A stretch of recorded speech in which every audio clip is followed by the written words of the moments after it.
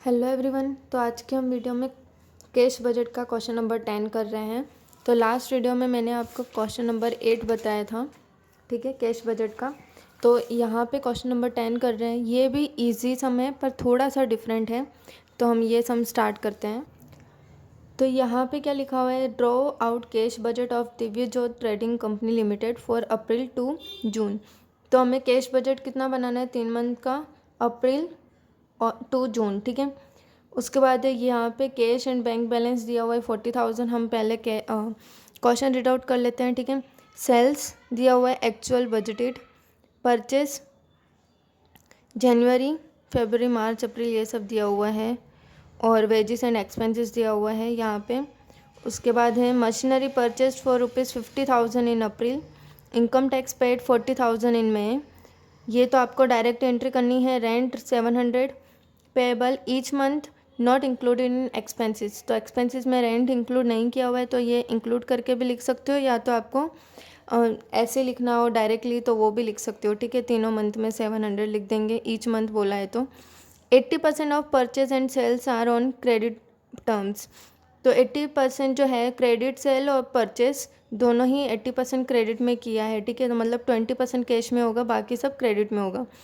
उसके बाद है टाइम लेग दिया हुआ है क्रेडिट सेल का 2 मंथ्स, मतलब फेब्रुअरी का होगा तो अप्रैल में, ठीक है। तो अप्रैल मई और जून का बनाना है तो ये तीनों लेने पड़ेंगे, 1 2 और 3, ये तीनों लेने पड़ेंगे, ठीक है।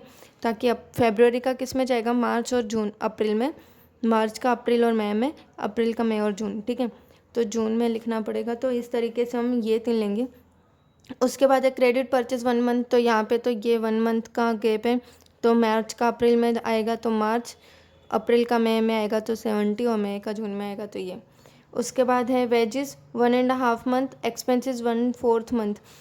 तो वेजेस 1.5 मंथ है, तो आपको पता है हम 50% लास्ट मंथ का और प्लस करते हैं 50% जो करंट मंथ का वो, और एक्सपेंसेस में 1/4 का है, वो मैं आपको बताऊंगी सम्स में। 75% 25% होगा, ठीक है। 1/4 आपको पता होगा तो हम सम में देख लेंगे कि वो किस तरीके से करेंगे, ओके। तो हम सम स्टार्ट करते हैं।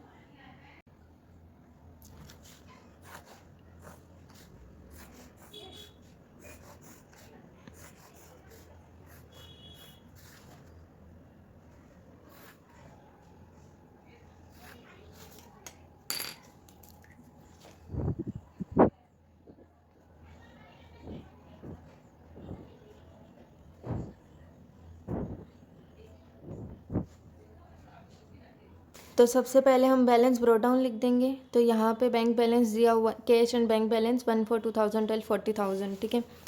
तो यहाँ पे हम बैलेंस ब्रो डाउन लिख दिया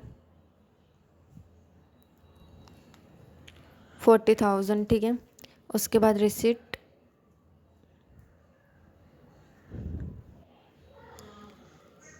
कैश सेल 20%, क्रेडिट सेल 80%, ठीक है। अब कैश सेल 20% है, तो यहाँ पे 1,40,000 का उसी मंथ में दे दिया होगा 20%, तो 28,000। 1,60,000 का 20% 32,000। 1,30,000 का 20% 26,000। उसके बाद है 80% क्रेडिट सेल का, और कुछ भी नहीं दिया हुआ इन्फॉर्मेशन, ठीक है। सिर्फ यहाँ पे दिया हुआ है 80% of purchase and sale are credit terms, और यहाँ पे दोनों का 2 मंथ्स और 1 मंथ है। तो हमें यहाँ पे एक्स्ट्रा कुछ नहीं करना है इसके लिए, सिर्फ क्रेडिट सेल का 80% करना है। तो 2 मंथ्स का गैप है, तो हम वो ले लेते हैं।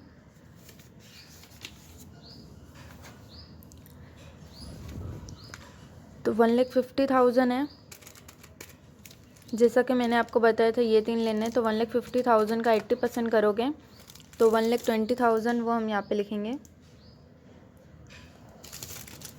1,30,000 का 80%, 1,04,000, और 1,40,000 का 80%,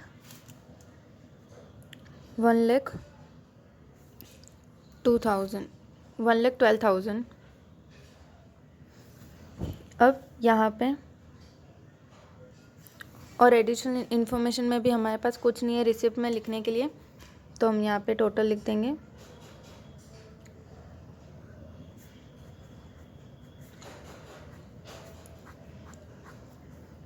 अब यहाँ पे payment,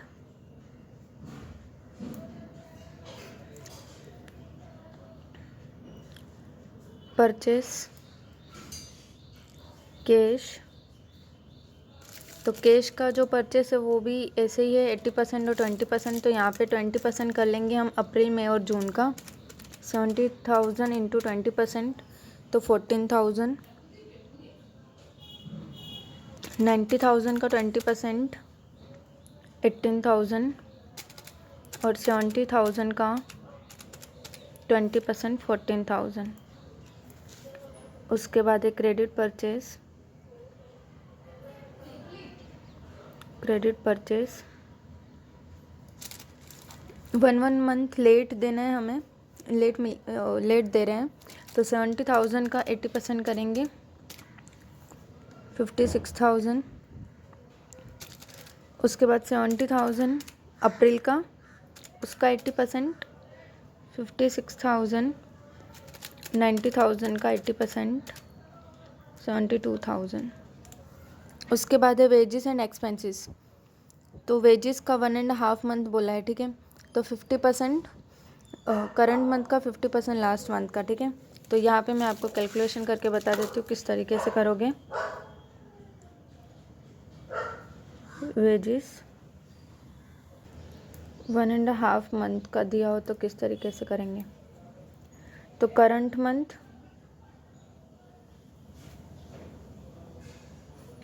plus last month,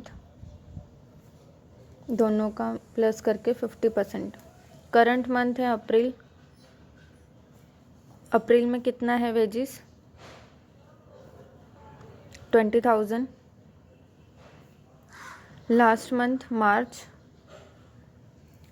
16,000। 20 plus 16 36 into 50%, तो 18,000 हमें यहाँ पे लिखना है वेजेस में।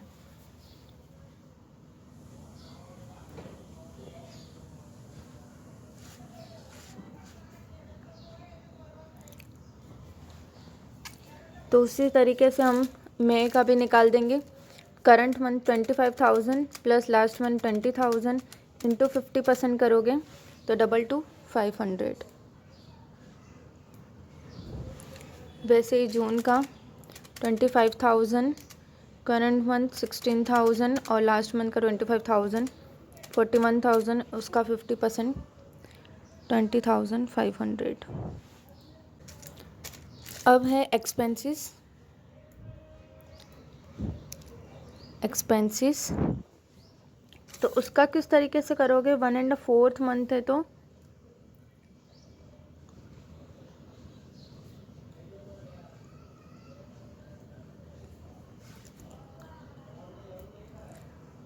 करंट मंथ जो है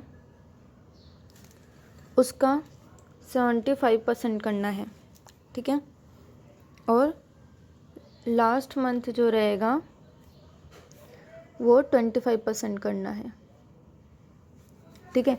जैसे कि करंट मंथ का मैं अप्रैल का निकाल रही हूँ, अप्रैल का 12,000 इंटू 75% करना है, और लास्ट मंथ का 12,000, मार्च का भी 12,000 ही है यहाँ पे, उसका 25% करना है। तो 12,000 इंटू 75% 9,000, और 12,000 इंटू 25% 3,000, तो 9 और 3 12,000, तो वो यहाँ पे लिखेंगे 12,000, ठीक है। अब मैं कैलसी पे डायरेक्ट कर रही हूँ। मई का है करंट मंथ का 14,000, तो 14,000 इंटू करोगे 75% तो 10,500, और मई का 10,500, और अप्रैल का 12,000 का 25% तो 3,000 प्लस 10,500, तो तो 13,500। अब जून का 14,000 का 75%,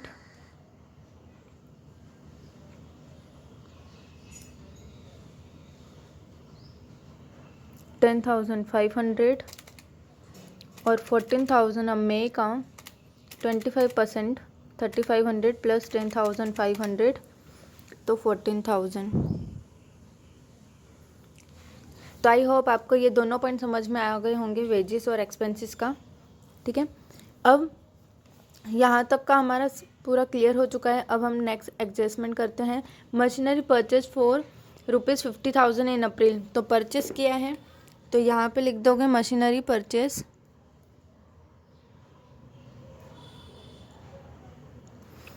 कब किया है, अप्रैल में 50,000, तो अप्रैल में 50,000 लिख दोगे।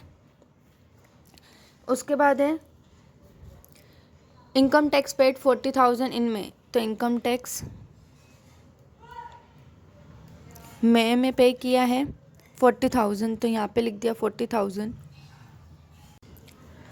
उसके बाद है rent 700 payable each month not include in expenses. तो यहाँ पे रेंट हम लिख लेते हैं 700 हर महीने हम पे कर रहे हैं, तो 700। उसके बाद है 80% परचेस और सेल का हमने कर दिया, टाइम लेग वाला भी हो गया हमारा। तो यहाँ पे हमारा सम कंप्लीट होता है। अब हमें सिर्फ टोटल करना रहेगा। तो हम टोटल करेंगे 40,000 प्लस 28,000 प्लस 1,20,000, तो 1,88,000। अब यहाँ पे भी हम पेमेंट सारा प्लस कर लेते हैं, टोटल पेमेंट बी और यहाँ पे ए माइनस बी। ओके,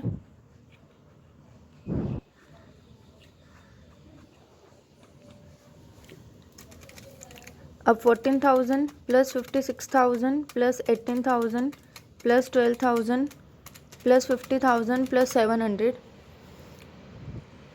तो यहाँ पे लिख देंगे ये। उसके बाद है 18,000 plus 56,000 plus 22,500 plus 13,500 plus 40 plus 700, तो इसका भी सेम ही आया है 1472, 2,500, 14K और 700।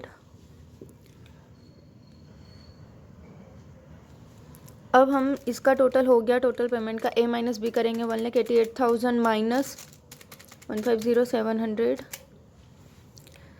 370, 300। यहाँ पे क्लोजिंग है तो यहाँ पे ओपनिंग में लिखेंगे प्लस 32,000 प्लस 104,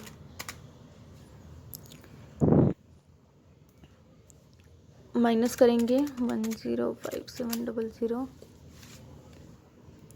22,600। यहाँ पे हमारी ओपनिंग हो जाएगी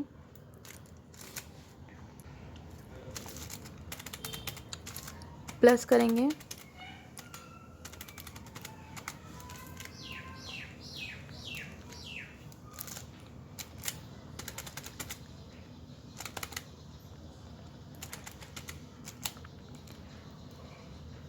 39,400।